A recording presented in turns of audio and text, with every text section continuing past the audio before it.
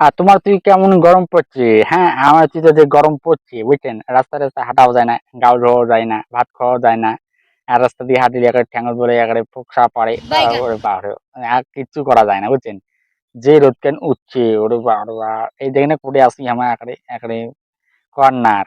মানে ভাত একেবারে গরম, মানে চাল যদি ওরকম দেন তা আপনি আর সিদ্ধ হয়ে যাবে। হ্যাঁ, আর আলু আলু সিদ্ধ আপনি হয়ে যায়, মানে আগুনের দরকারই নাই বুঝছেন তো। আমার দিয়ে একেবারে এমন পরিস্থিতি, বুঝছেন। সেই একেবারে খুব খারাপ পরিস্থিতি। তোমার দিকে কেমন কেমন কাজ জানা হচ্ছে, আমার দিতে এমন, বুঝছেন তো। উম, আর কর না ভাই।